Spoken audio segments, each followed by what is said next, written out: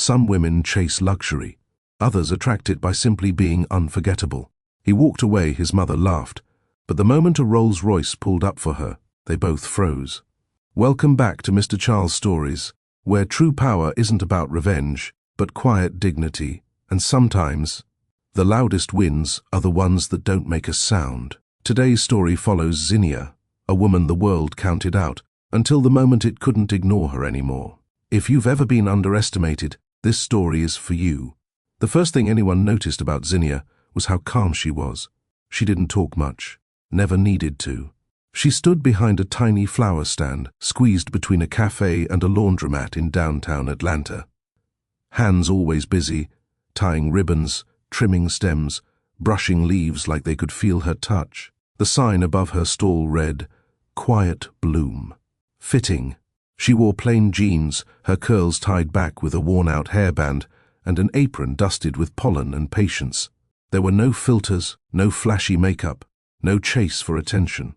But people still came, every day. Some to buy flowers, others for a breath of whatever peace she carried. She didn't try to be seen. But some eyes see what others miss. That's how it started with Cassian Vale, Atlanta's youngest real estate mogul. Wealthy, controlled, always clean-cut, suited and calculating. The kind of man who lived in silence, glass buildings, private elevators, conversations that started and ended with numbers. He didn't believe in wasting time. Until one morning, stuck in traffic on Peachtree Street, his gaze landed on a woman surrounded by flowers and peace. Zinnia didn't look up, not until she felt his eyes. Then she raised hers, meeting his through the cracked window of a matte black Mercedes SUV. He rolled the window down. "What's the least romantic thing you've got?" he asked, his voice flat, like he didn't want to be recognized. Zinnia arched a brow but didn't smile. She reached for a small bunch, sunflowers, eucalyptus, and one blue thistle. "They're honest," she said. He blinked. She wrapped them without another word. He pulled a $100 bill from his wallet, dropped it in her tip jar, then drove off before she could give him change. She didn't forget. Neither did he. The next day he came back, didn't say anything, just leaned against the bench across from her stall, coffee in hand, sunglasses on, watched her work for 20 minutes, then left. The day after that, he returned again, and again, not daily, not predictable, but often enough that she noticed. He never gave his name, never flirted, never asked personal questions. Sometimes he bought sunflowers, sometimes he didn't say anything at all, but every time he came, he looked like he was trying to remember how to breathe. Zinnia didn't ask why, she just let him stand there. She noticed how his shoulders relaxed by the 10th visit, how his eyes stopped scanning the street and started focusing on the way she tied bows. She saw the moments between his sighs, and the way his lips nearly twitched into a smile when a kid passed by and shouted, "Mommy, the flower girl looks like a fairy." He never interrupted her. She never asked for more, but the rain did. It was a Friday when the storm rolled in fast.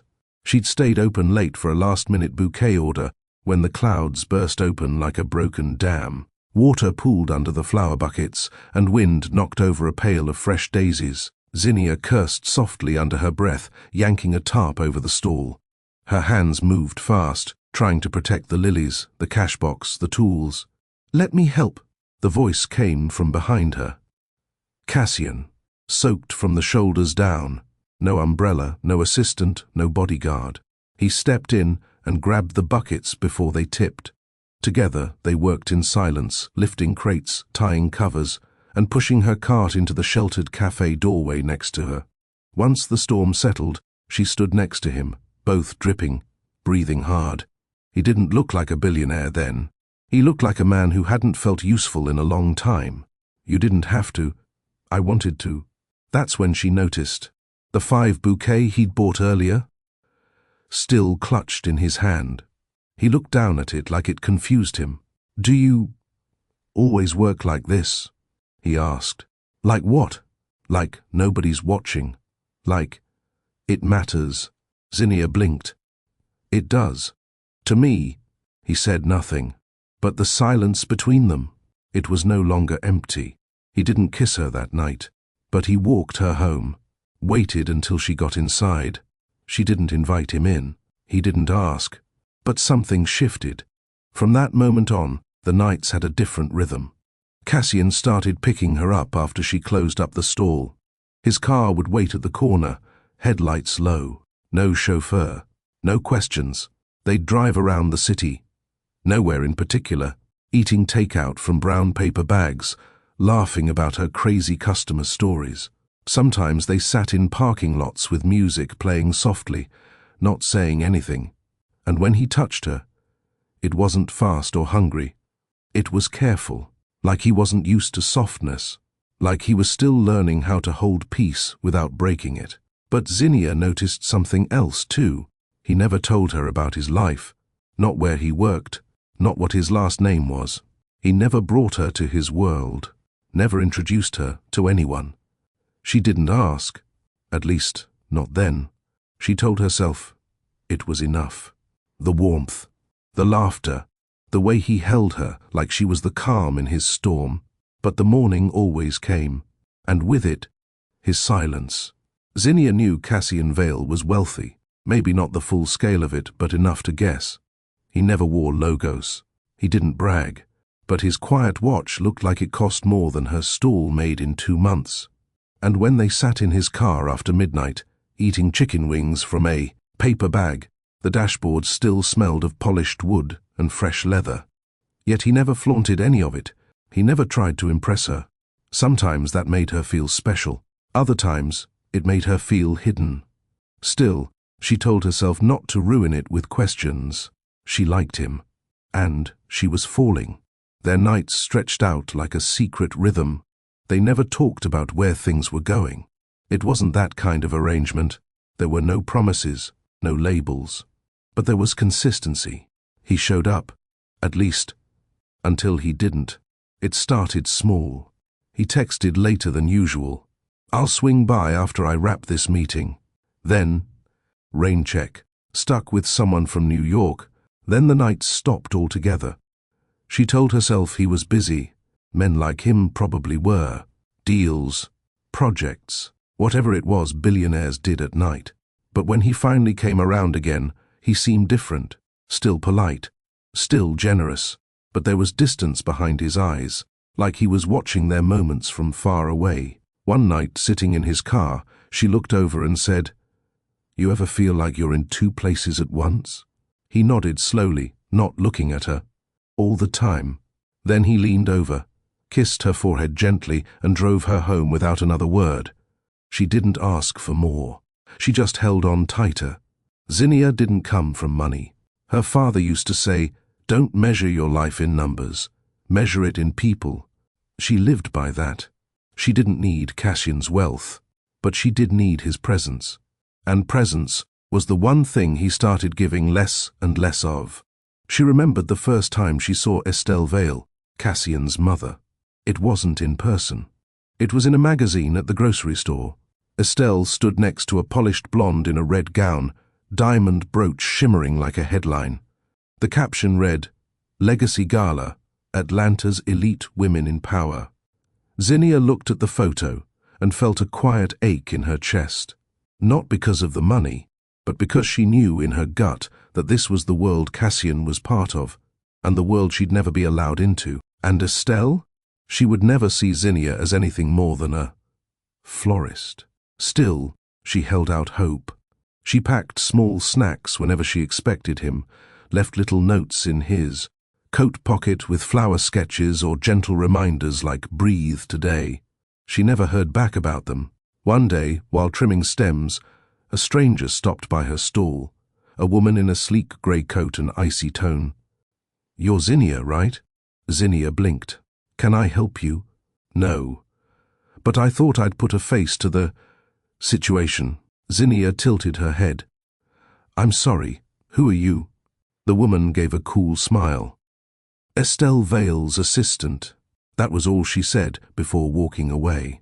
Zinnia didn't move, didn't breathe for a second. She knew, not just that Estelle was real, but that she was watching. And Cassian had said, Nothing. That night, she waited for him. He didn't come. The next night, she didn't bother staying open late. The night after, she still hoped. Then came their anniversary, 2 years since he'd asked for sunflowers. She even remembered the exact ones she'd picked that day, honest, bold, a little awkward. She made a new bouquet, tied it in a yellow ribbon. She wore her best dress, nothing fancy, just clean, soft and floral. She went to his building, waited outside the tall gates with the bouquet in her arms, and texted him. Outside. "Can I come up?" No response. 10 minutes passed. Then a man in a uniform stepped outside. He didn't look at her directly. "I'm sorry, Ma'am. Mr. Vale isn't receiving guests tonight." She blinked. "I'm not a guest," she said, her voice low. "I'm his." But even she didn't know how to finish the sentence. The man only nodded once, awkwardly, and walked back in. Zinnia stood there in the cold for another minute, then turned and walked home. She didn't cry until she got inside, and even then, it wasn't loud. She placed the bouquet by the window. The next morning, she gave it to her elderly neighbor who always smelled like sugar and jasmine. Zinnia didn't call Cassian again. She didn't block him, but she didn't check her phone as often either. And when the loneliness hit her in the middle of the night, she held on to the memory of who he was. During the rain, the version that helped her save her flowers and didn't care if his watch got wet. Weeks passed, then months. Then came the magazine. She was standing in line at the grocery store, flipping through pages when she froze. Estelle Vale, again, but this time Cassian stood beside her, hand gently resting on the back of a thin, porcelain-skinned woman in a red satin dress. The headline, "The Future, Mrs. Vale?" Zinnia couldn't breathe. She dropped the magazine, rushed outside, her vision blurred, her stomach twisted. She got home and threw up. She didn't tell anyone. Instead, she worked harder, took night shifts at a bakery, cleaned offices on weekends, skipped lunch to buy groceries, smiled when customers asked, "Where's that man who used to come around?" She said, "He's busy," but inside she was unraveling quietly. One night, she caught her reflection in a shop window. She didn't recognize the girl in the hoodie and flour-stained pants, but she didn't complain. She couldn't afford to. Zinnia never asked Cassian for promises. Not once. Not during those nights they drove past city lights, her hand resting on his thigh, silence thick with unspoken thoughts. Not even when he turned to her at red lights, eyes soft, as if wanting to say more but choosing not to. He'd reach for her hand, squeeze it like a reflex, then let it go too fast. Like he wasn't sure if he deserved to hold anything that gentle. Zinnia noticed. She always noticed. But she gave him the space to figure it out. That was her mistake. They never called it dating. Cassian never asked her to be his girlfriend. But he showed up. That counted for something, she thought. She told herself that his touch meant something. The way he leaned into her during quiet moments. The way he sometimes pressed his lips to her shoulder after they made love, like he was grounding himself. And sometimes that was enough. Other times, it wasn't. There was a night in early spring when the heater in her apartment stopped working. She didn't tell him. She didn't want to seem needy. But he stopped by unexpectedly. Saw her bundled up in a hoodie, candles flickering in the kitchen. She tried to play it off. It's kind of nice. Feels like camping. He didn't smile. He took out his phone, called someone, gave her address, and said only 2 words, "Fix it." Then he stayed. He sat on the floor with her and ate soup out of a plastic container. Talked about nothing, let the silence breathe. And that night, in the quiet warmth of a cold apartment, he kissed her like it was a question and an answer all at once. Zinnia told herself, he cares, even if he didn't say it, even if she was still a secret. Cassian never stayed the night. He always left around 2 or 3 in the morning. No explanation. She never asked why. But she knew. The few times she asked about his family, his expression would harden. "My mother's complicated," he said once. Zinnia had smiled, trying to keep it light. "Aren't they all?" He didn't answer. Instead, he looked out the window, jaw tense. I don't want to talk about her, and that was it. He remembered that she didn't like olives. He remembered her birthday, showed up with a basket of gardenias and a slice of cake from her favorite bakery, though he never said how he found out. He remembered the story she told him once about how her dad used to call her sunflower because she always leaned toward the good in people. He remembered. That had to count, didn't it? But even in the most beautiful nights, something always stayed missing. He never introduced her to anyone. He never brought her into his world, not to a dinner, not to an event, not even to a meeting, even though she once offered to drop off coffee. She told herself he was private. She told herself she didn't care. But the truth? She did. One night, after a long shift, she climbed into his car and said softly, "Would it embarrass you if someone saw us together?" He didn't flinch, but he paused too long before answering. "No." She nodded, but her throat tightened. "Because it's okay," she added quickly. "I know your life is different from mine. I don't expect anything." Cassian looked over at her. The streetlights reflected off his sharp cheekbones and tired eyes. "You're not the kind of woman you hide, Zinnia." "Then, what am I?" Another pause. He blinked slowly, then looked forward and turned the ignition. "Someone I need to figure out how to deserve." She wanted to believe him. She did. But a sentence like that doesn't hold up when the silence keeps growing. The stall kept her grounded. Even when her heart was drifting, her hands had work to do, roses to clean, hydrangeas to soak, lavender to wrap. Sometimes she saw people in love, and some days that stung more than others. One afternoon, a little girl came by with her father. She couldn't have been older than 5. She had a few crumpled bills and wanted to buy flowers for my mommy's birthday. Zinnia gave her a full bouquet. "No charge," she whispered. "Tell her she's loved." Cassian showed up that evening, unannounced. He sat across from her stall on the bench and watched her clean up. She ignored him for a while. When she finally walked over, he stood and handed her a small white box. Inside was a bracelet, thin, gold, delicate. She didn't know how to react. "It's beautiful," she said. "Thank you." He tucked his hands in his coat pockets and stared at the sky. "You're the only thing in my life that makes me feel calm." She smiled faintly. "You should try staying long enough to feel it." He looked at her then, really looked.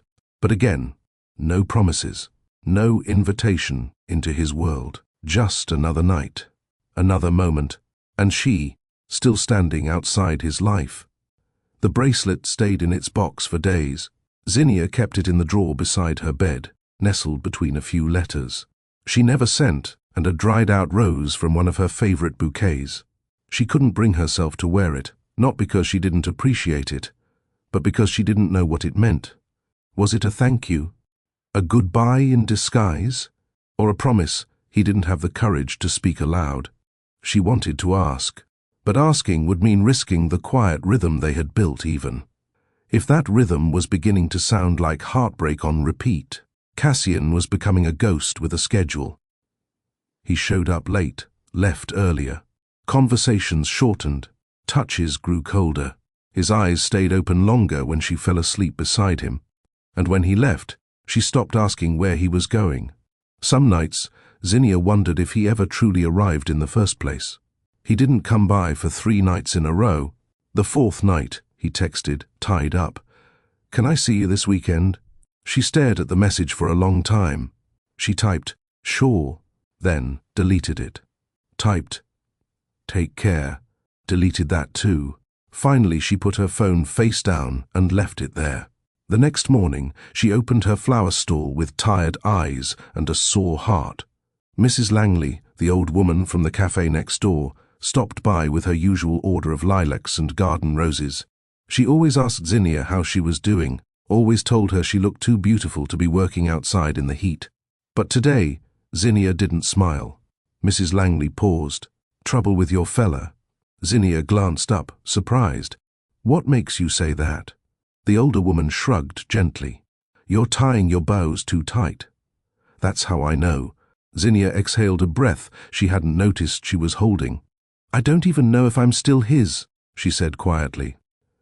"We were never anything official," Mrs. Langley nodded. "Honey, a man who sees your value won't need titles to treat you like treasure." Zinnia blinked away sudden heat in her eyes. "Or hide you," the woman added, soft but firm. The words echoed all day. By the time the sun dipped behind the buildings, she found herself walking toward the busier end of the street. The part with high-end boutiques, luxury cars and doormen who looked at her like she didn't belong. She wasn't sure why she went there. Maybe part of her hoped she'd see Cassian by accident.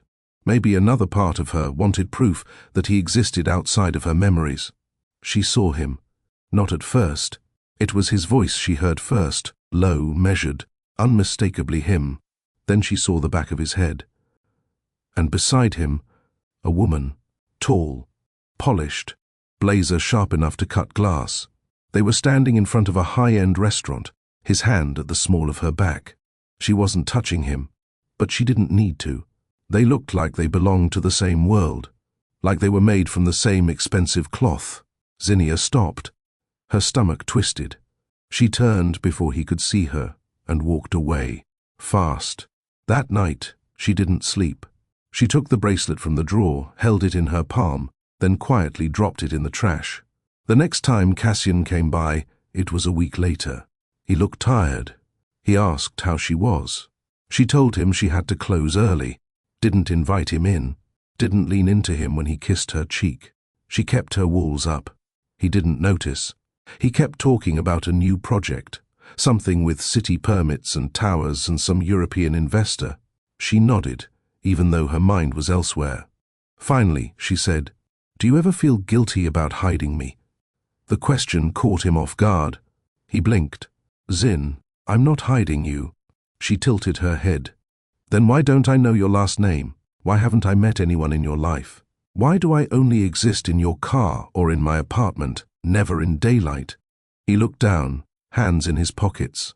"You know how my world works. It's messy. It's complicated." She nodded once. "Right. And I'm simple." He frowned. "That's not what I said." They didn't fight. She didn't cry. But the silence between them was louder than any argument. He left that night without touching her. She watched his taillights disappear down the street, then went inside and locked the door. Zinnia stopped answering his texts after that. She needed space. He didn't call. That told her everything she needed to know. She worked longer hours, filled custom orders, delivered bouquets by foot, stopped waiting for his car to show up at the corner. Every time she walked past the bracelet box in the trash, she didn't flinch. She had no space left for maybes. A few weeks later, a woman stopped by her stand. Pale skin, red lipstick, diamond earrings, a structured purse that cost more than Zinnia, made in a month. She smiled with her mouth, but not her eyes. "I've heard about you," she said, scanning the bouquets. "Cassian mentioned you once." Zinnia's stomach dropped, but her face stayed calm. "Nice of him," she said, clipping a stem. The woman leaned in slightly. "You're brave, thinking you'd matter in his world." Zinnia didn't blink. "Maybe," she said, "but at least I was honest in mine." She handed the woman a bouquet of carnations and eucalyptus, bold, cheap, and impossible to ignore. Later that night, she watched the last of the sun dip below the skyline and whispered, "Never again." And for the first time in weeks, she didn't feel like she was waiting for anyone. Have you ever loved someone who never let the world know you existed? If you've ever felt hidden, unheard, or like you were almost enough, this story is for you. Drop A in the comments if you've been there. And if Zinnia's quiet strength speaks to you, like this video, share it with someone who needs it. And subscribe to Mr. Charles Stories for more stories that move you. Zinnia knew who Estelle Vale was long before they ever crossed paths. Atlanta talked about her the way some people talked about royalty. Not because she was kind, but because she was powerful. She sat on boards, donated to art museums, had buildings and scholarships, with her name etched in gold. People said she built the Vale name from the bones of her husband's empire, and ran it with more precision than any CEO. But kindness, compassion, Those were never in the press releases. The first time Cassian mentioned her, it was almost a warning. "My mother thinks tradition builds legacy," he said, staring at the skyline one night. Zinnia had smiled softly. "That's one way to look at life. She doesn't believe in distractions. Do I count as a distraction?" He didn't answer. That silence told her everything. Estelle didn't know Zinnia's name, but she knew her son was spending time somewhere that didn't smell like boardrooms or champagne, and she didn't like it. Zinnia noticed the changes immediately. Cassian stopped texting as often, stopped staying as long. He started wearing suits again when he came by, no more hoodies or t-shirts. His shoulders stiffened when she touched him in public. His phone never left his hand. She never asked, but she felt the distance. It wasn't just the kind that came from space. It was the kind that came from shame. One evening, while closing up her stall, Zinnia saw a car parked across the street. Sleek, dark, unmoving. It was too clean for the neighborhood, too quiet. She saw the silhouette of a woman inside. Didn't look away. The car didn't move, not until she finished sweeping. Then it pulled off slow, like it wanted to be seen, like it was making a point. Cassian never mentioned it. That week, he came over with a bottle of wine and didn't touch it. He paced, checked his phone, rubbed the back of his neck. She finally asked, "What's going on with you?" He sighed, sat down, rubbed his temples. "My mother heard about us." Zinnia froze. She knows. She heard. Someone told her. She has opinions. About me? He didn't answer, which was an answer. She nodded once. "And she thinks it's temporary, that I'll come back to my senses." Zinnia kept her eyes steady. "And will you?" "Zinnia." "No," she said softly. "It's okay. I'd just like to know." He looked at her. Genuinely looked. "I don't know what I'm doing right now, but I know that I don't want to lose this." That word again. This. Undefined. Unclear.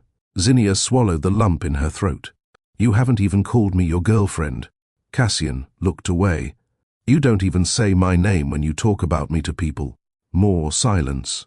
"I'm not ashamed of you," he said eventually. "Then say my name," she whispered. He did. But it was too late. The next few days passed with less contact. His texts got shorter. One-word replies. No check-ins. No warmth. Zinnia knew the signs. Mrs. Langley noticed it too. "He's disappearing, isn't he?" she said one morning while collecting her bouquet. Zinnia just nodded. "I've seen this happen before," the older woman said gently. "A man raised by a woman like that, he learns how to leave before he learns how to stay." Later that week, Zinnia got a message from an unknown number. "Just a reminder, people like you don't last long in places like ours." No name, no context, but the message was clear. She didn't show it to Cassian, because, deep down, she knew who sent it. And worse, she suspected he wouldn't do anything about it.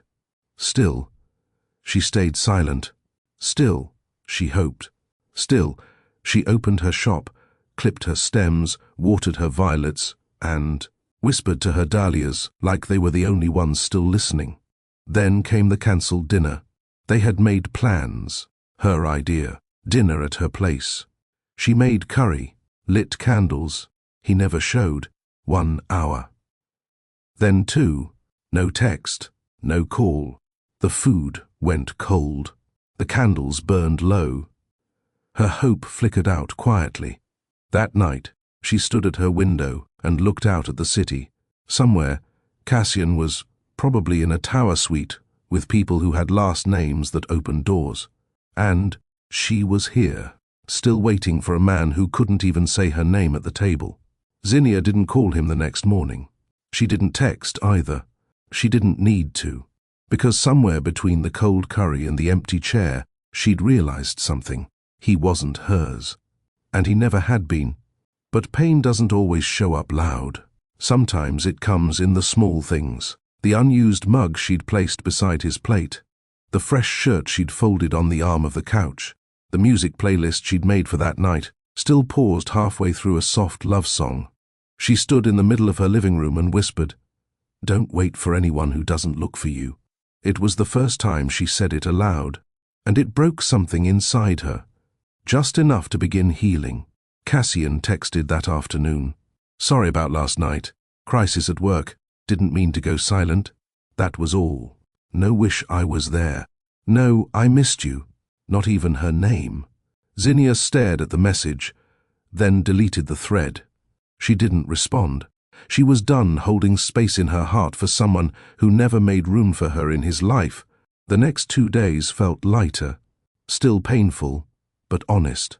She poured herself into her stall, took extra orders, helped a new vendor find space across the street, even laughed with Mrs. Langley over a spilled bucket of peonies. Zinnia didn't need a title to be valuable. She had roots in the city, in the soil, in people's lives. But what she didn't know was that the final break was still coming. On the third night, while scrolling through local headlines on her phone, her finger stopped mid-swipe. There it was, a photo. Cassian, in a dark, tailored tuxedo, standing beside a woman in a silver gown, delicate, glowing, all high society and camera-ready. Behind them was Estelle Vale, proud, poised, smiling like a woman who finally got her way. The caption read, "Power moves. Real estate heir steps into society spotlight with new partner Zinnia." Read it once, twice, then again, because her heart refused to process it the first 2 times. New partner, not rumored girlfriend, not friend of the family. Partner, official, public. And she had been nothing more than a private secret. The article didn't mention Zinnia. Of course not. Her name never belonged in that world. But Estelle's name was there. The woman who didn't know Zinnia's name, but made sure to erase it before it could matter. Zinnia stood up, walked to her bathroom, and stared at herself in the mirror. She didn't cry.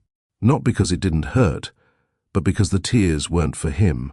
They were for the version of herself that waited, that hoped, that excused. She whispered, "You deserve better." And this time, she believed it. The next day, Zinnia went to work like normal. Her flower stand opened at 7 a.m.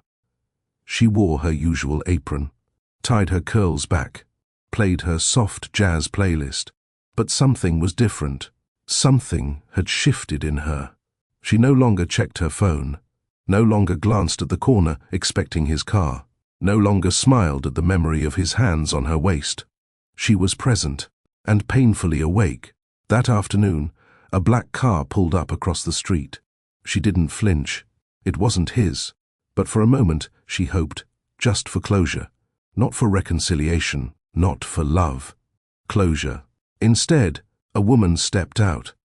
The same woman from the magazine photo, the silver dress socialite. Her heels clicked across the pavement like warning bells. She walked up to Zinnia's stall with the kind of confidence that could only come from never having been humiliated. She didn't smile. Zinnia didn't greet her. The woman looked at the tulips, then straight into Zinnia's eyes. "I wanted to see what made him hesitate," she said. Zinnia didn't react. The woman smirked.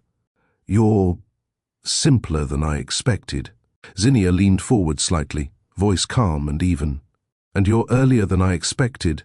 That wiped the smirk off her face. Zinnia added, "It's always the next one who thinks she's the final one."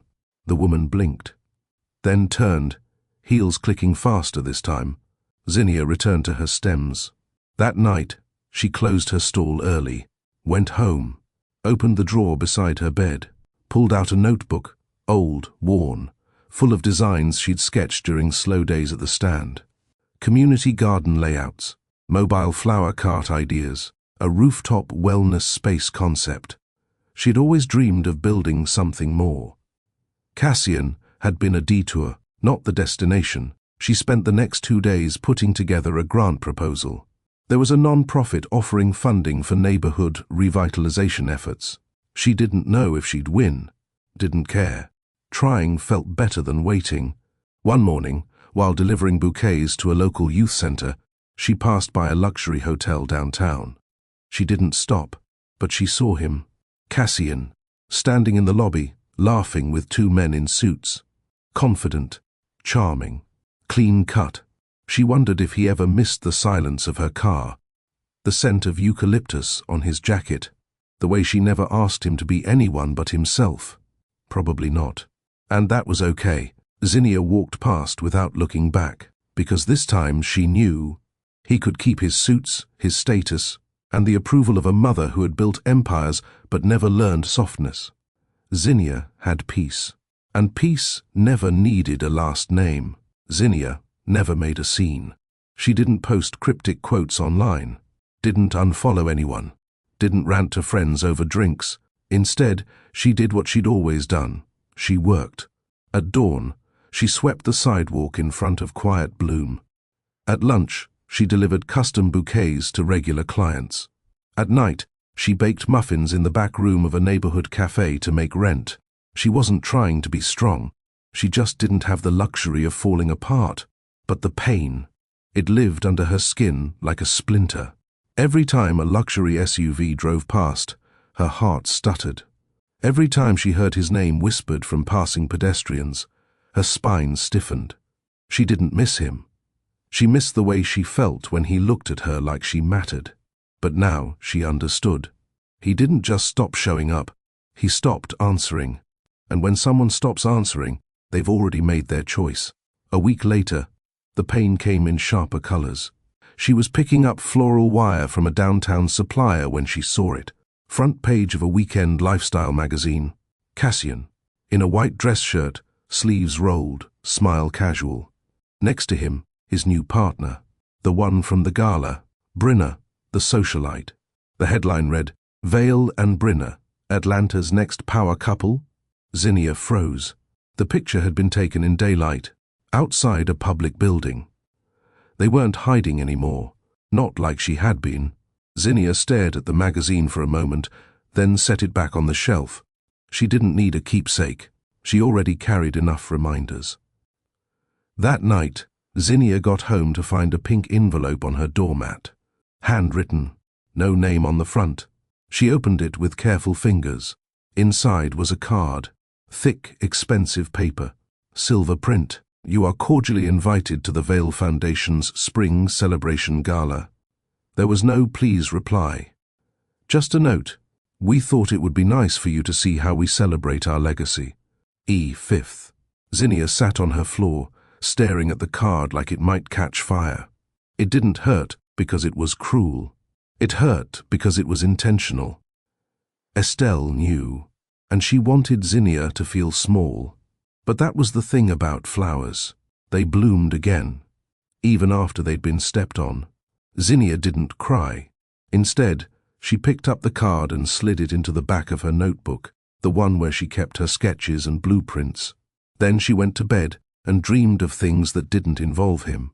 The next few days, business was slow. Rain swept through the city, soaking the sidewalks and washing out foot traffic. Her tips were small. Deliveries dropped. One of her weekend cleaning clients cut hours. Money got tight. Still, she showed up.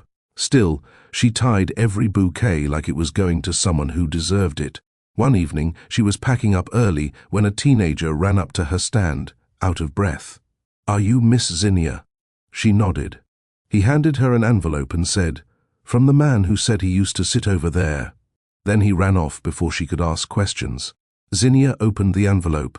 Inside was a check. $10,000. Nothing else. No note, no signature, just a number, a payment. She didn't cash it. She didn't even hold it for long. She slid it back into the envelope and tucked it under a stack of unused flower sleeves. Because if he thought he could buy silence, closure, or dignity, he had never really known her at all. That night, she pulled her notebook out again, flipped to the pages where her community garden sketches lived. They weren't perfect, but they were hers, and they meant something. Mrs. Langley stopped by the next morning. "Your hands look heavy today," she said.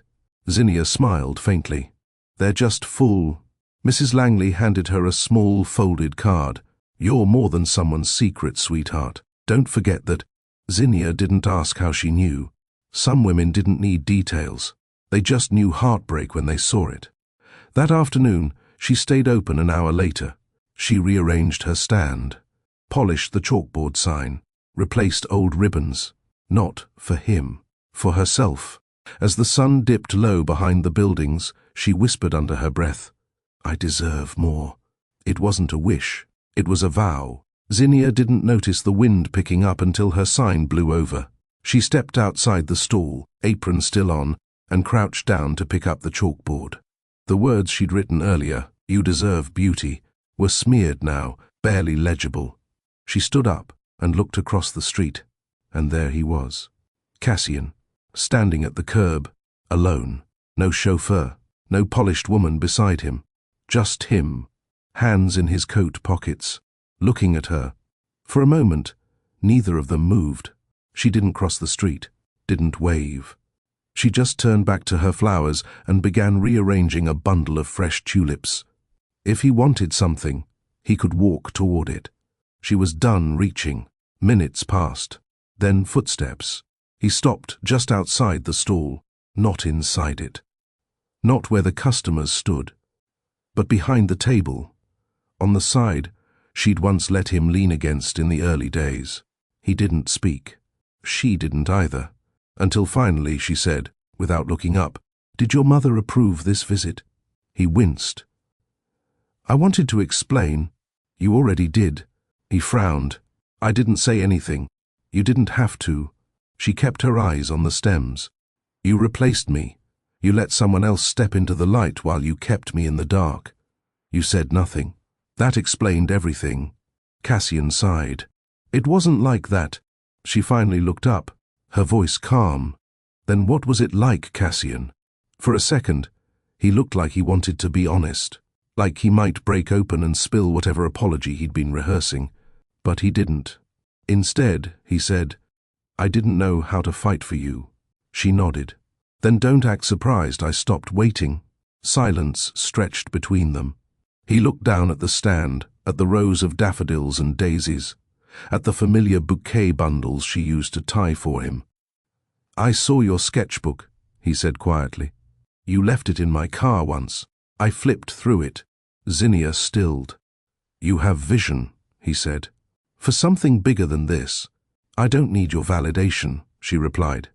"I know." He hesitated. "I want to help." Her lips curled slightly. "You want to ease your guilt." He exhaled. "I don't expect anything from you," she said.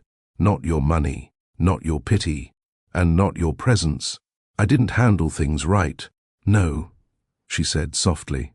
"You handled them exactly how your world taught you to." She didn't raise her voice. She didn't cry. She stood behind her stand with a basket of lavender in one hand and strength in the other. And that's when she realized she didn't want his apology. She didn't need it. He looked at her once more, as if waiting for something, maybe forgiveness. But she'd already given herself something better. Distance. "Goodbye, Cassian," she said. And this time, she meant it.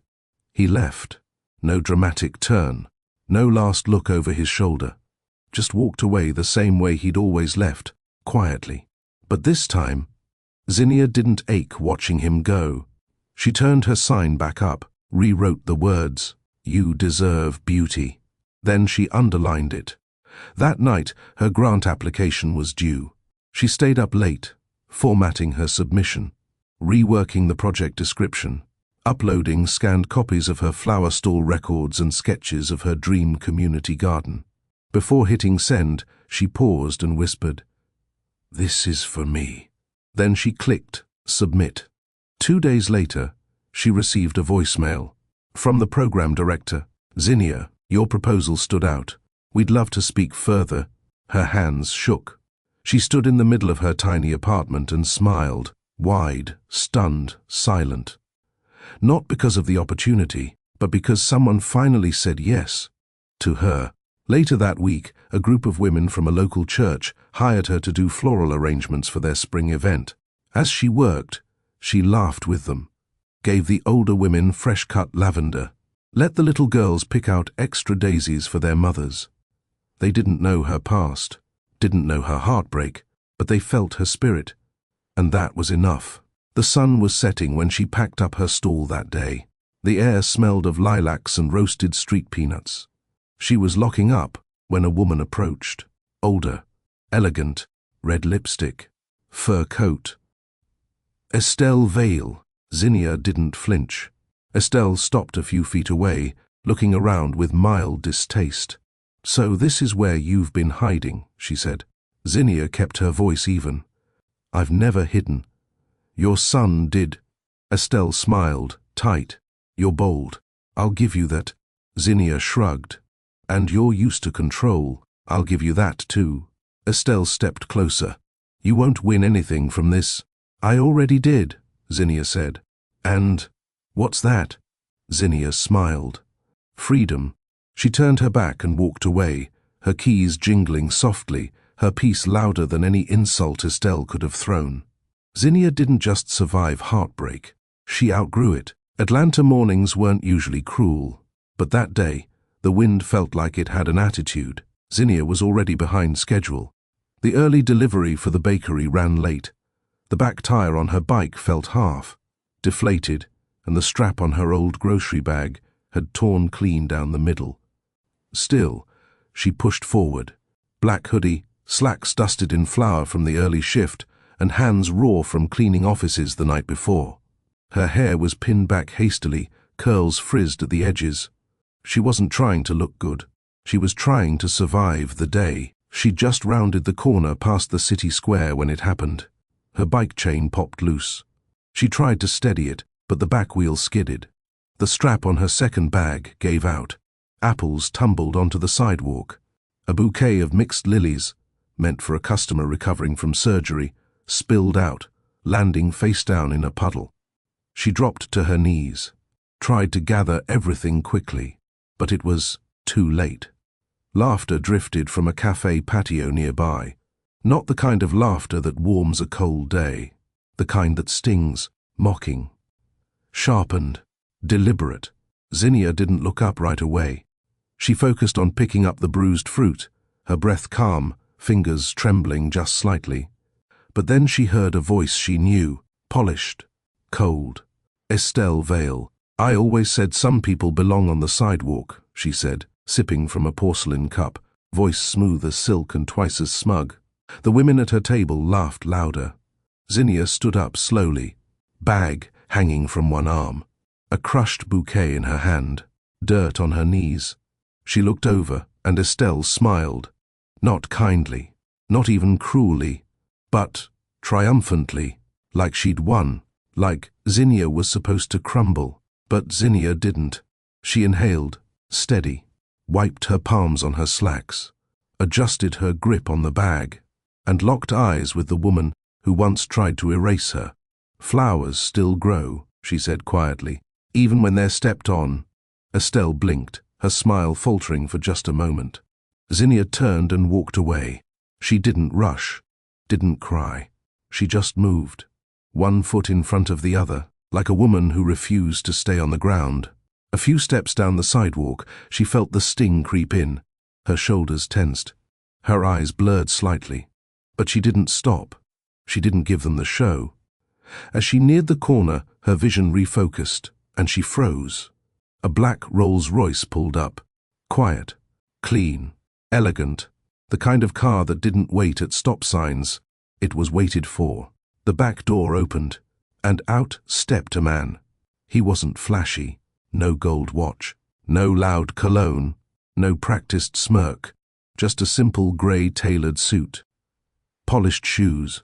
Deep brown skin. Warm eyes. And calm written across every line in his face. He looked like a man who'd seen storms but refused to become one. Zinnia didn't recognize him immediately, but the way he said her name, like he already knew her. "Zinnia," he said gently, "you left your notebook in my office." She blinked. Her fingers tightened around her bag. He held out the notebook, leather-bound, edges worn. Her name engraved in soft gold letters. Behind her, Estelle's laughter died. The cafe went quiet. The man glanced over at them. Then back to Zinnia. He didn't raise his voice, didn't perform, just said, "Would you join me for lunch?" Zinnia hesitated. Not from fear, from awe. Not of him, of herself, for not falling apart back there, for standing up, for still being visible when they wanted her invisible. She nodded once, then stepped past the sidewalk, past the bruised fruit, past the laughter, past the woman who had always looked through her, and climbed into the Rolls-Royce. The door closed behind her with a soft click. Inside, the air was warm, lavender and leather. She placed the torn bouquet gently on her lap. The man sat beside her. "I'm Dario Langston," he said. She nodded. "Zinnia, I know." She looked at him, eyes sharp. "How?" He gave a soft smile. "You made a presentation 3 weeks ago. Community gardens, wellness spaces. You left your notebook during the final pitch." She blinked.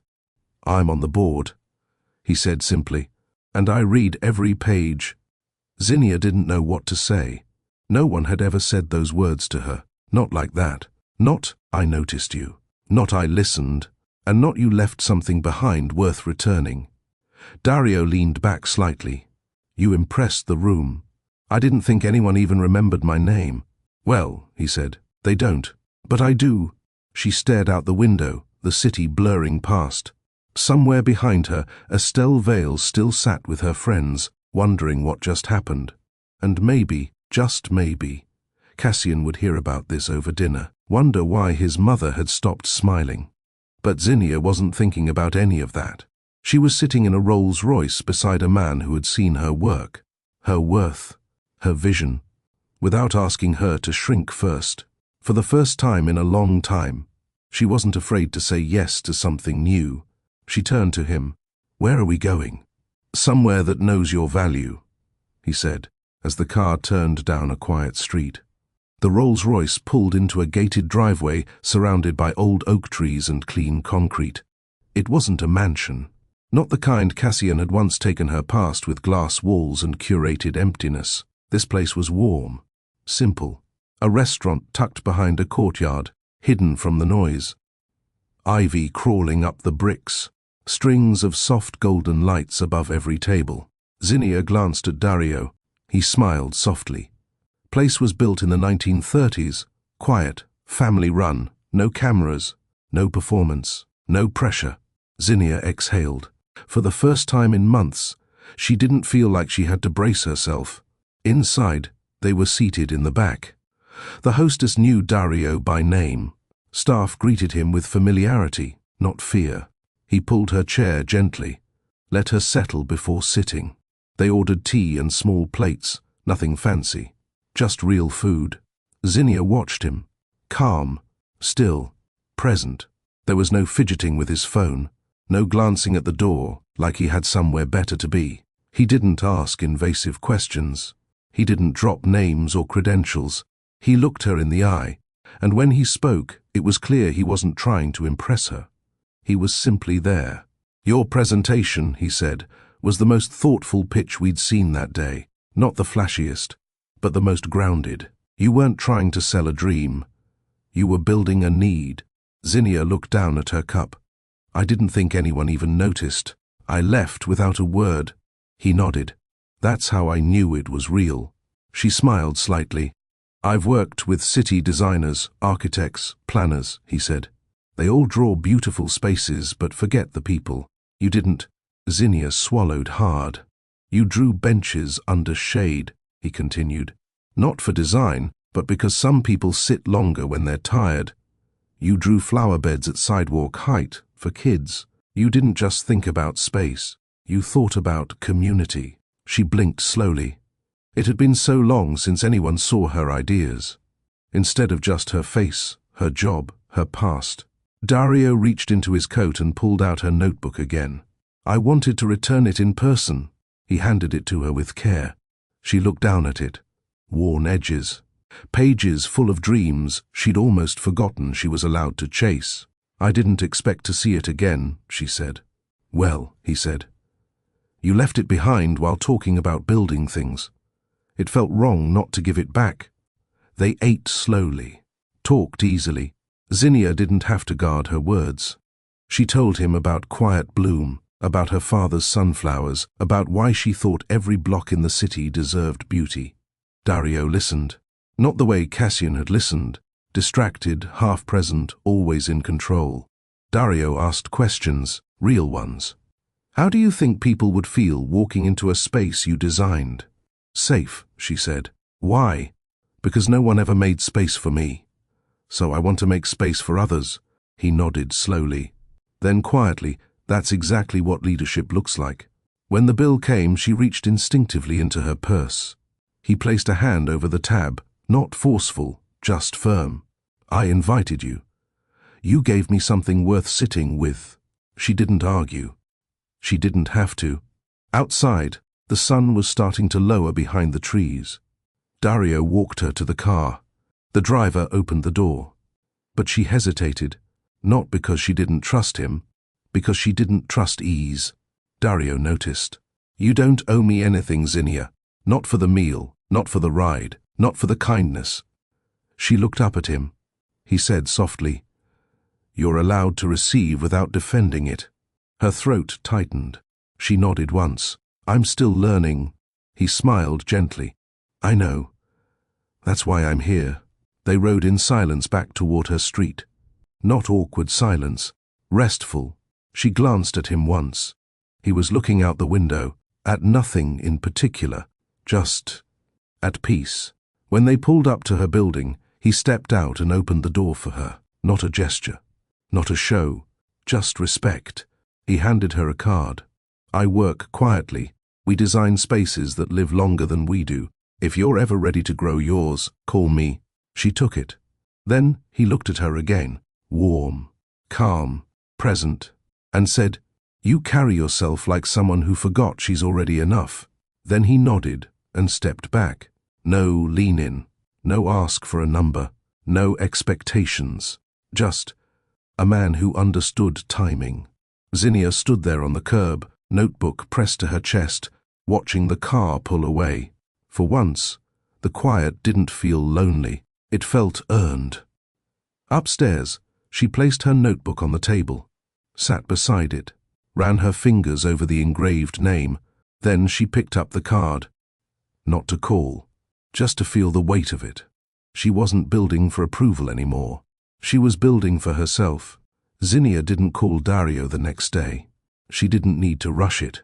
But his words stayed with her, echoing between her ribcage and her sketchbook. You're allowed to receive without defending it. That line played in her head when she accepted a free coffee from the bakery owner she helped close the night before. It echoed again when a stranger tipped her $50 for a bouquet that looked like forgiveness. For once, she didn't shrink when kindness came her way. She didn't over-explain, didn't return it too fast. She let it land. The following Tuesday, her phone buzzed with an unfamiliar number. Hi, Zinnia. This is Dario. We're finalizing a small public space restoration downtown, corner of Franklin and Pine. There's a vacant courtyard there. Would you consider helping us plan something community-focused? Something beautiful? He didn't mention money, didn't list credentials, just offered trust. Zinnia looked at the message for a full minute before replying, Yes. I'd love to. That Friday she met him at the site. It was a run-down rectangle of cracked stone and patchy grass. But to Zinnia, it was full of potential. Dario let her walk the space in silence. She paced, measured, knelt, closed her eyes and imagined shade trees, walkways, benches curved like an embrace.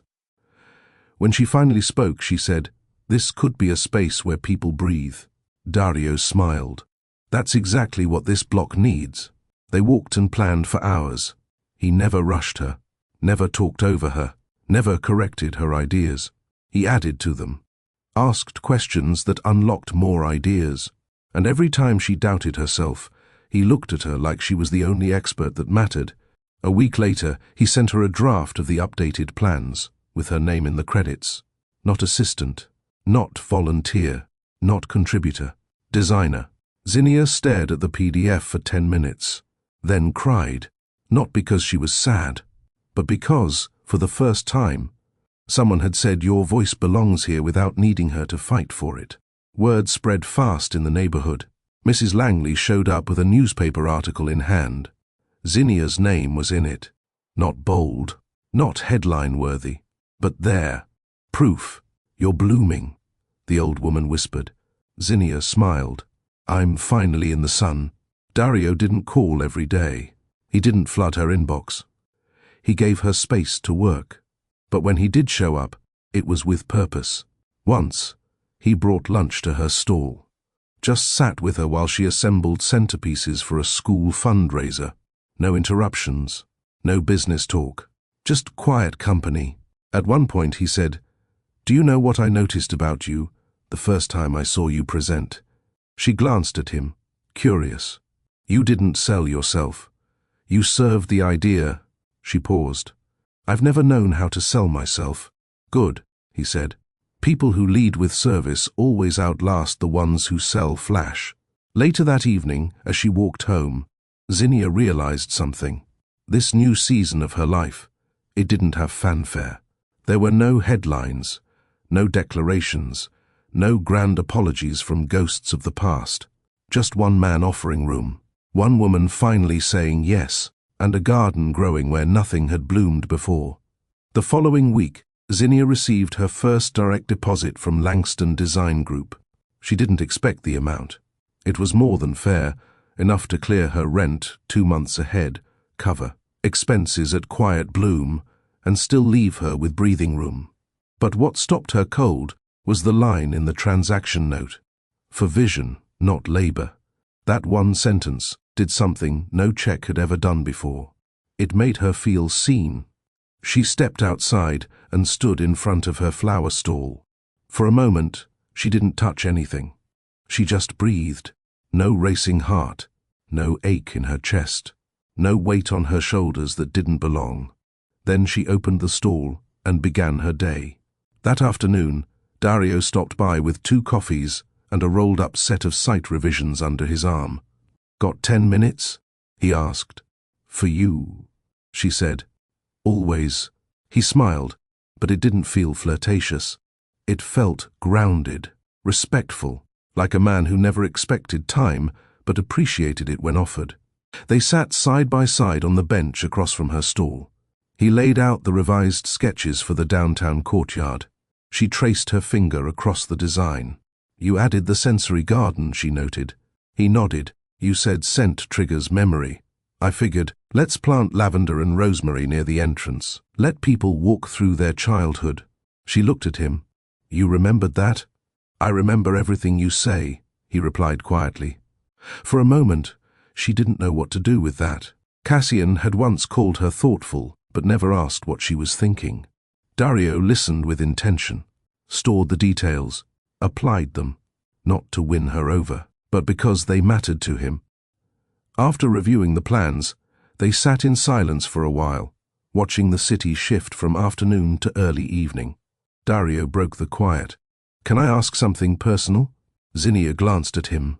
"You already know the answer." He nodded once, then asked, "What made you stay with him that long?" Her chest tightened, but she didn't flinch. "I think I confused being chosen with being seen." She looked down at her hands, and I waited for someone to look at me like I wasn't temporary. Dario didn't interrupt. He didn't apologize for a man who wasn't him. He just sat with her in the truth of it, then said softly, "You've never been temporary, Zinnia. Some people just lack the eyes to see permanence in quiet things." She didn't cry, but something in her softened, and something in him leaned a little closer, not physically, but emotionally, like he'd made room for her story and decided to stay. That weekend, they met at the courtyard to begin material walkthroughs. The construction team greeted Zinnia with nods and quiet deference, not because she was loud, not because she wore a blazer, but because Dario had introduced her as the one who brought this to life. Not helped, not assisted, brought to life. Later that day, they walked the edge of the site together. He pointed at where the benches would go. She suggested curved pathways instead of straight ones. People don't walk in lines when they're healing. He smiled. "You're not just designing for people. You're designing with them in mind. Isn't that the same thing?" "No," he said. "Most people forget the second part. They walked back toward the street. At the corner, he paused. "I know we've kept everything here about the work," he said slowly, "and I've respected that. I still do." She looked at him. "But if you ever wanted to talk about anything beyond that, I'd listen. No expectations, just presence." Zinnia nodded. She didn't speak right away. Then finally she said, "I'm not afraid of trust. I'm afraid of giving it to someone who doesn't hold it well." He took a breath. "I don't move fast, Zinnia, but I don't disappear either." That mattered, more than any bouquet, more than any car, more than anything Cassian had ever promised. That evening, Zinnia sat in her apartment and opened a blank page in her notebook. She didn't draw gardens. She wrote one sentence. "Sometimes, quiet power builds louder than any legacy." She closed the notebook and smiled. Some people lead with noise. Others lead by building peace.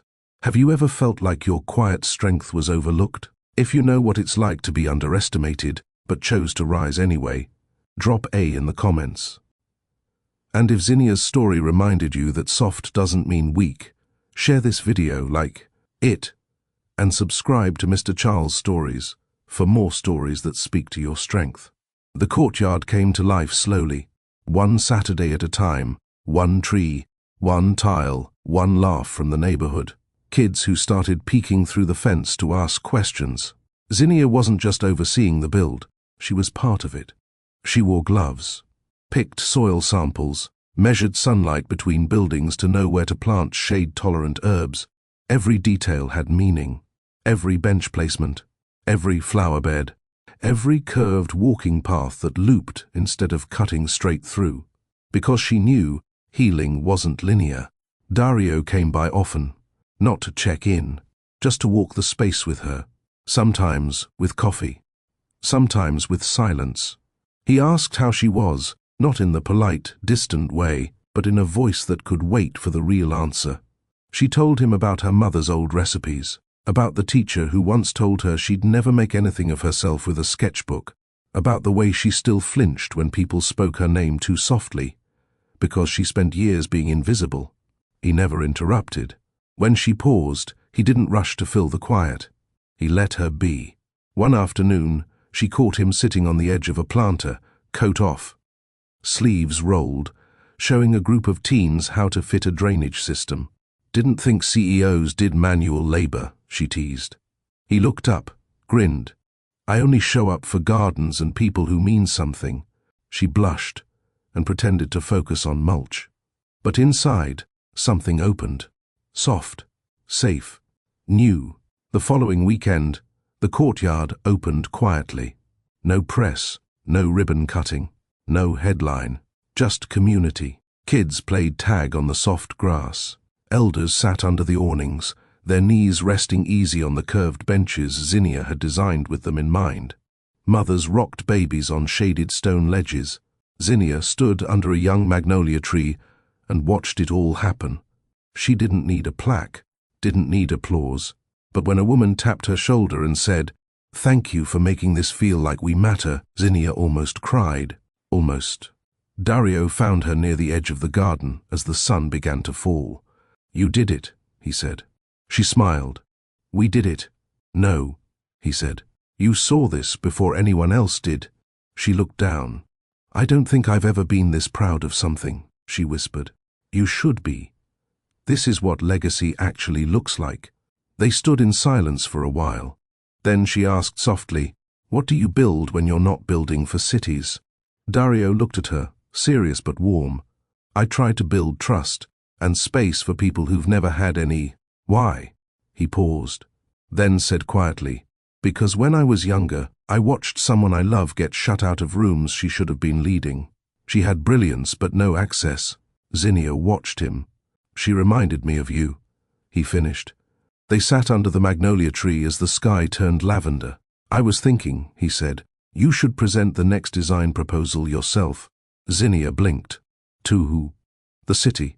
There's a new project opening. Low-income housing renewal. Vacant space needs a redesign. I want you at the table." She hesitated. "I've never done anything that big." "You just did." He reached into his bag and pulled out a folder. Inside, project specs, maps, budget forecasts, a printed heading that read, Lead Designer, Zinnia Blake. Her hand trembled slightly. I don't know what to say. Dario smiled. You already said it. Every time you made space for someone else. As the lights flicked on across the courtyard, Zinnia sat beside a man who never once tried to own her light, only reflect it back to her.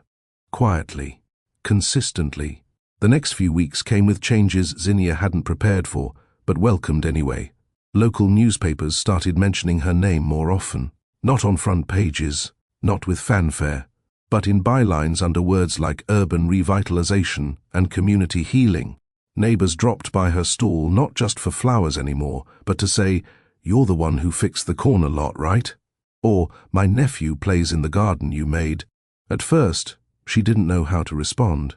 Then she simply started saying, thank you, because she was learning to own her space. Dario stayed steady. He didn't change rhythm just because the city started paying attention.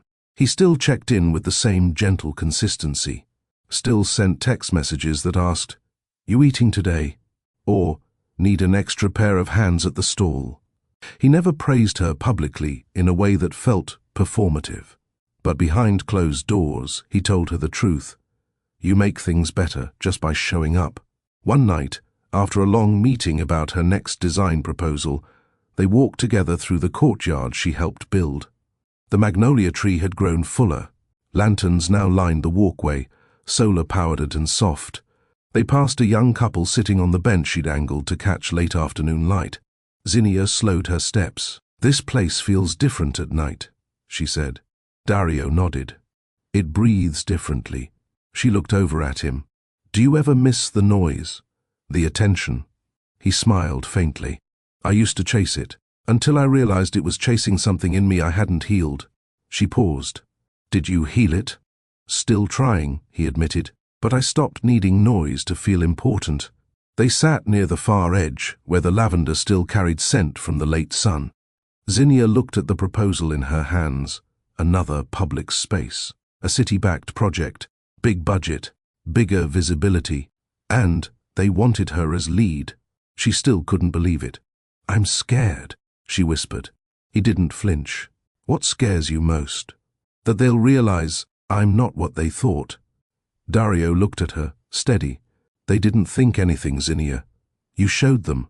You earned this. She blinked away, heat in her eyes. What if I fail? You won't. And if I do, you'll still be the woman who turned a sidewalk stand into a sanctuary. He paused, then added, softer, and the woman who made me slow down enough to remember what peace feels like. She turned her head slowly. They didn't touch, but the air between them shifted, not rushed, not romantic by obligation, but honest. That night, Dario walked her home. Before she stepped into the building, she turned back. Dario? He raised a brow. She hesitated, then asked, Why me? He didn't think long. Because you never tried to prove you were worth it. She held his gaze. You just were.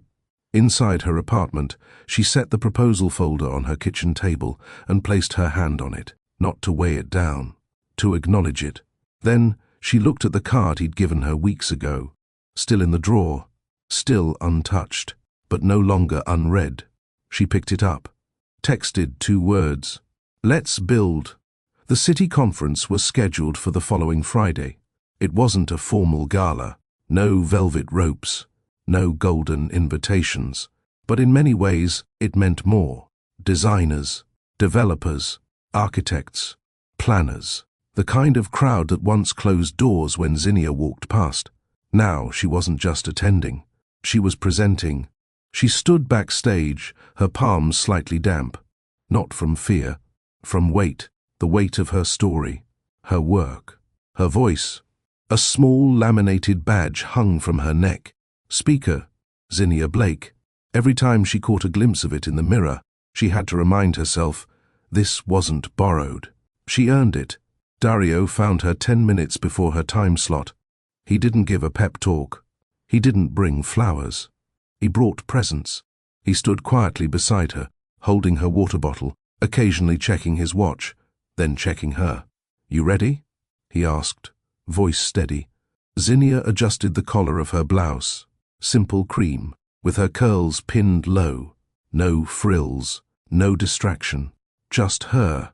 "I think so. You don't have to be perfect," he said. "You just have to be real." She smiled. "That part's easy." She walked to the podium when her name was called. The room wasn't massive, but the audience was focused. Decision-makers, investors, former critics, all now seated, waiting to hear what she had to say. She opened with no slides, no preamble, just her story. "I used to sell daffodils on a corner between a laundromat and a cafe. People walked by me every day. Some stopped for flowers, most didn't see me at all. But the ones who did, they reminded me that beauty doesn't always shout. Sometimes it just stays." The room held still. She continued, introducing her designs, not as blueprints, but as invitations to belong. When she showed images of the courtyard, the crowd leaned forward. When she described building for people who never saw their names on plaques, someone in the back wiped their eyes. When she finished, she didn't wait for applause. She closed her notebook, thanked them, and walked off with quiet confidence. But the applause came anyway, steady, not explosive, but full. Behind the curtain, Dario met her with a simple nod. That, he said, was legacy in motion. She let out the breath she didn't know she was holding. "Did I do too much?" "You didn't do enough," he said. "But only because I wanted to hear more." They smiled. As they walked through the hall, several people stopped them. Not to praise Dario, to thank her. "You made something feel human again. Your garden work, it brought life back to my mother's block. I didn't even like public parks until you described them that way." Zinnia shook hands, took names, stayed humble, but her heart, it soared. In the far corner of the room, someone watched them. Cassian. He stood alone, dressed in tailored black, expression unreadable. He hadn't expected to see her here. He definitely hadn't expected to see her like this, walking with poise, laughing softly, holding her own space with dignity, not looking for anyone's approval, least of all his. Zinnia saw him. She didn't look away. But she didn't stop walking either. She leaned in slightly toward Dario and said, "I think I'm hungry." "Good. I know a quiet spot 2 blocks down. Lead the way." Cassian stayed frozen as she walked past.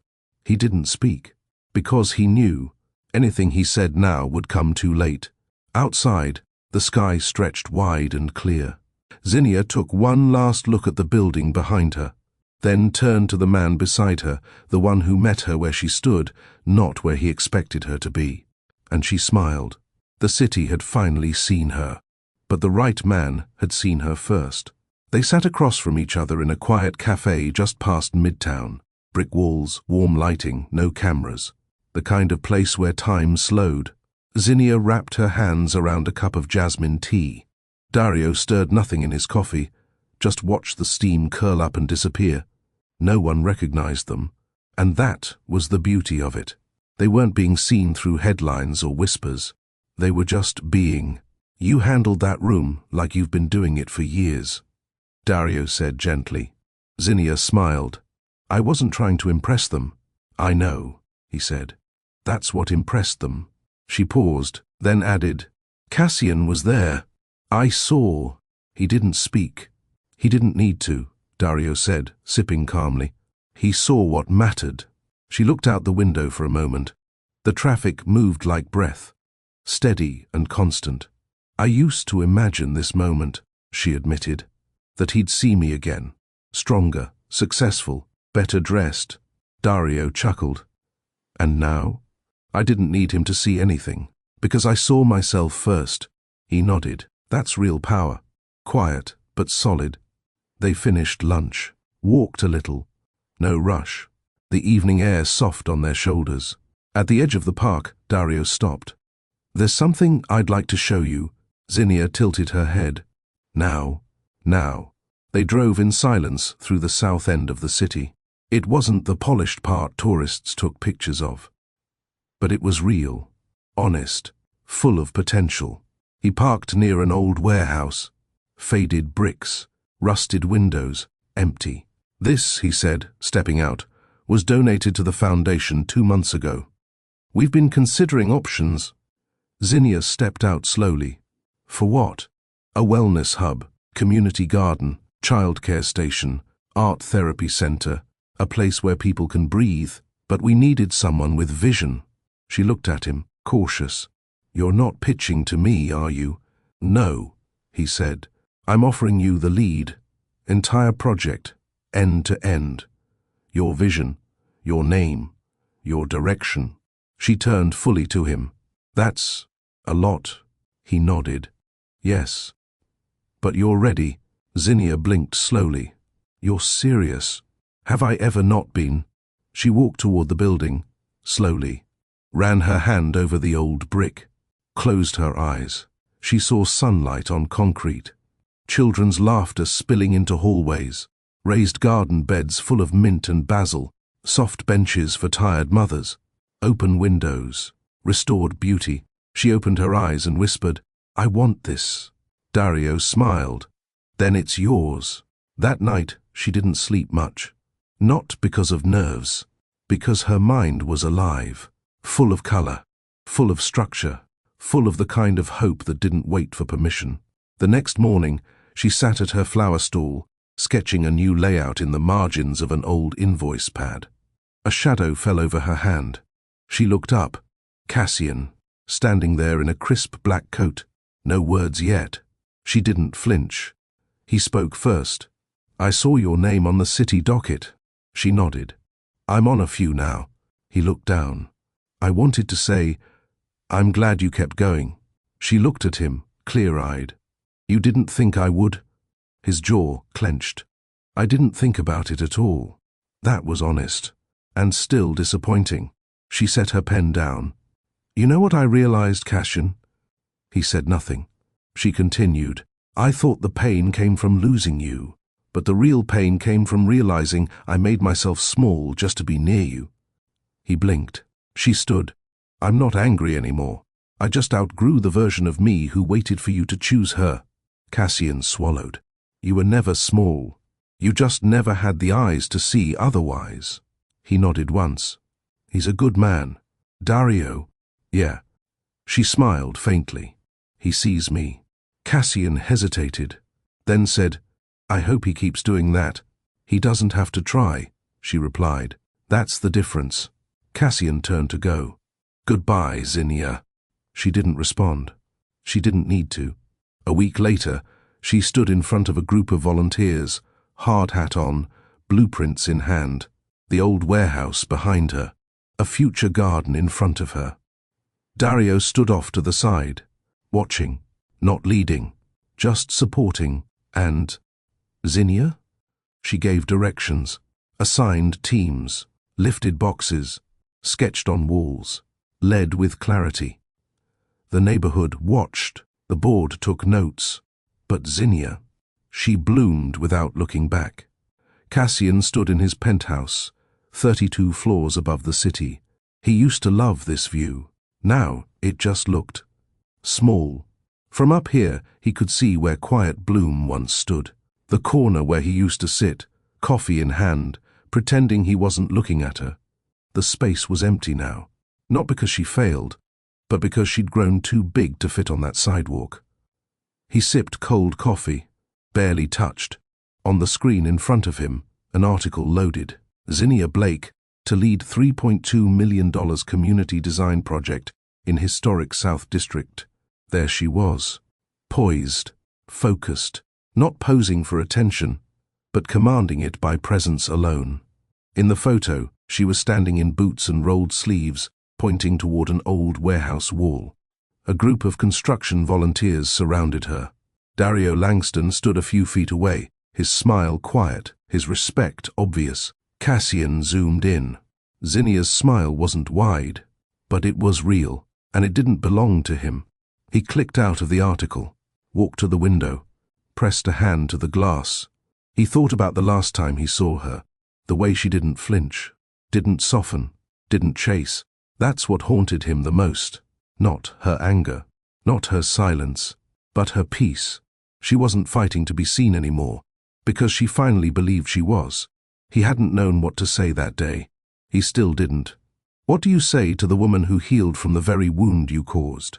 He sat down, scrolling through old texts, found their first message thread, still saved, still untouched.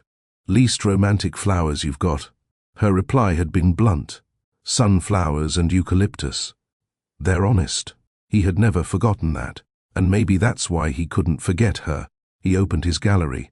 There were no photos of her, no framed memories. He'd deleted them all long ago, thinking it would help him move on. But she wasn't gone. She was blooming across the city now, in spaces he drove past daily, not with perfume and diamonds, but with bricks and roots. Estelle called that evening. He answered.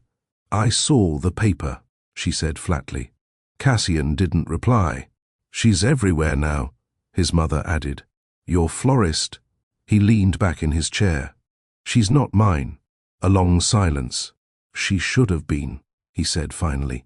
Estelle scoffed. "She was never going to fit into our world." "No," he said softly. "That was the problem. You were never going to fit into hers." She hung up. He didn't call back. The next day, he drove past the new site. Didn't stop. Didn't roll down the window. Just looked. Zinnia stood on scaffolding, hard hat on, reviewing layout sheets. She was laughing. The kind of laugh that comes from comfort, from safety, from being exactly where you're meant to be. That night, Cassian took out a blank piece of paper and tried to write something. Anything. A letter, an apology, a confession. But the words didn't come, because some letters aren't meant to be sent, and some goodbyes happen in silence. He folded the paper, slid it into a drawer, and accepted the truth. Zinnia Blake had become the kind of woman who didn't need closure, because she had already closed the chapter and planted something better in its place. The Green Architecture Conference buzzed with voices, glass clinks, and soft jazz in the background. Zinnia stood backstage, adjusting the mic on her blouse, calm but focused.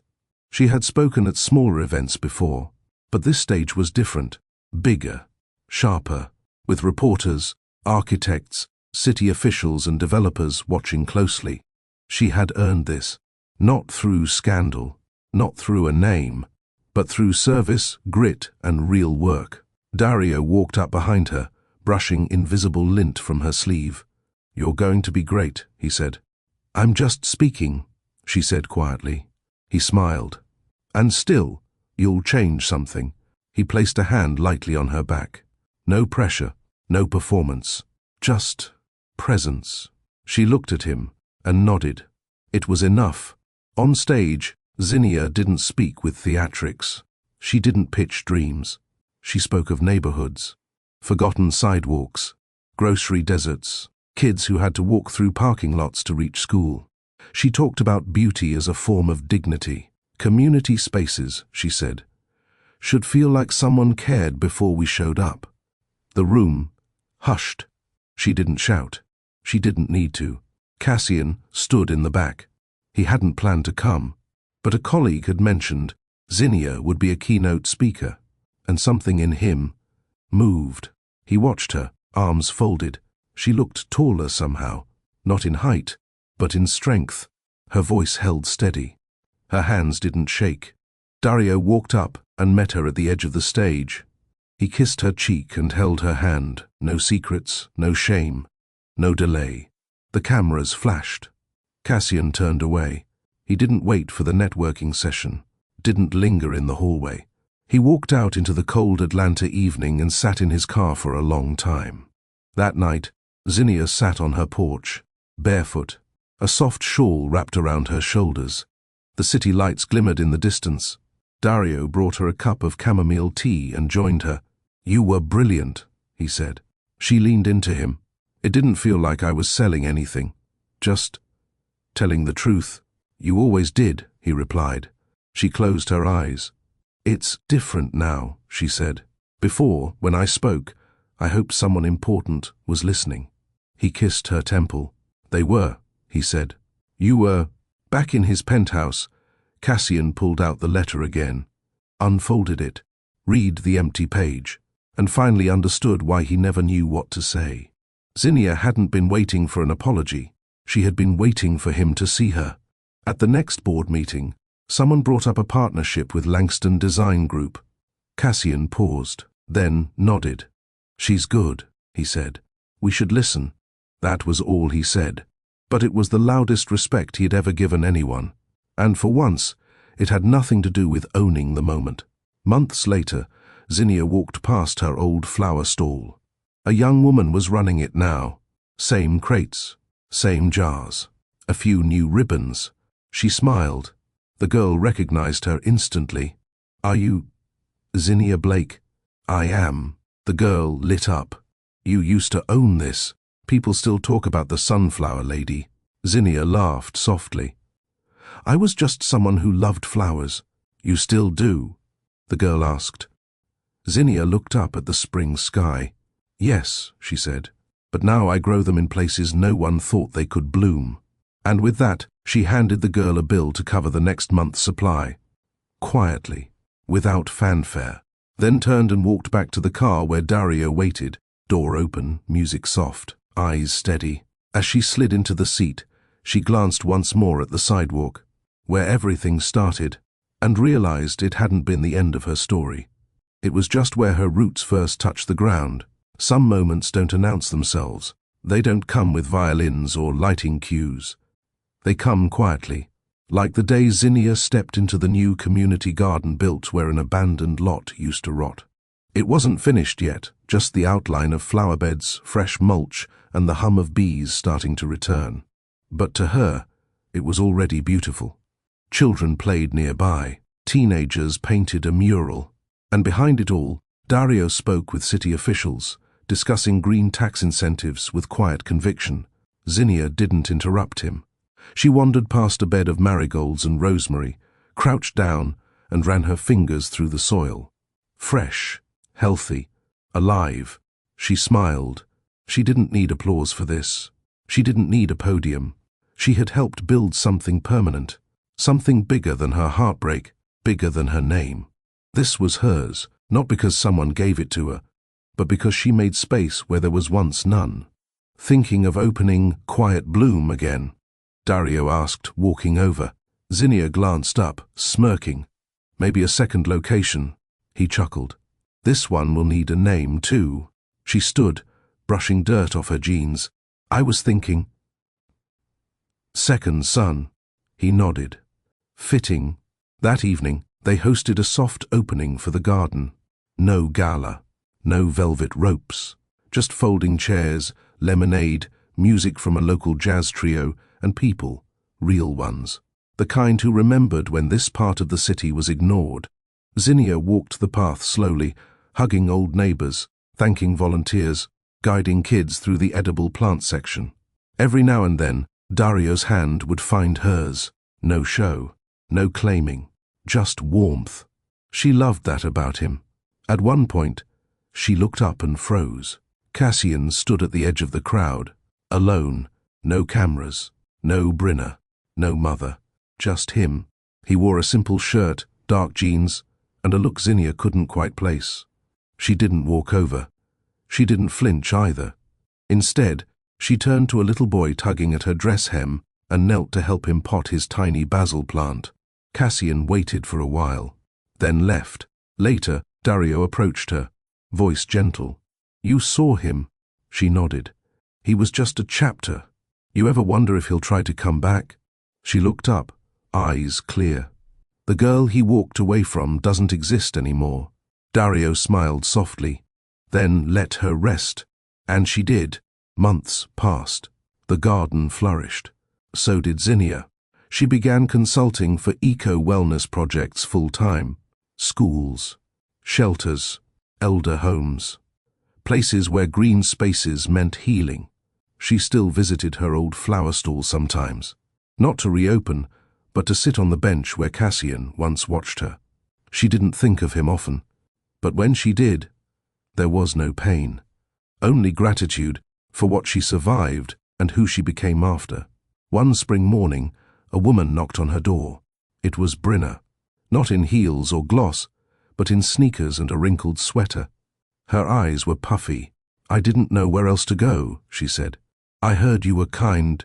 Zinnia stepped aside without a word and made tea. They sat in silence, until Brinna finally whispered, "I left him." Zinnia didn't ask why. She didn't need to. Later that day, she told Dario. He listened, thoughtful as always, then said, "You didn't let her in because you pity her." "No," Zinnia said. "I let her in because someone once should have done the same for me." That night, he held her longer and kissed her like it was a vow. Zinnia never needed a stage. She never needed revenge. Her victory was quiet, steady, and rooted. She no longer watered dead things. Instead, she planted new ones, daily, in others, in herself. And when she stood at her first national conference, speaking about accessible green design, the entire hall listened, not because she shouted, but because her voice carried truth. Estelle Vale saw the article. Former florist leads nationwide change in urban renewal. She didn't laugh this time. She didn't say anything at all. Because sometimes silence is what pride looks like when it has nowhere left to hide. Zinnia closed her speech with one final line. "Growth isn't loud, it's choosing peace over proof. And blooming anyway." The audience stood, and in the front row, Dario clapped slowly, smiling like a man who knew what it meant to love someone who rebuilt herself from quiet. Not every woman needs to scream to be heard. Not every win needs to be loud. Have you ever chosen peace over proving a point? If Zinnia's quiet rise touched something deep in you, drop A in the comments. Let's fill the section with silent victories. If this story moved you, like the video, share it with someone who needs strength today, and don't forget to subscribe to Mr. Charles Stories, where real love, real life, and real lessons grow stronger with every story we tell.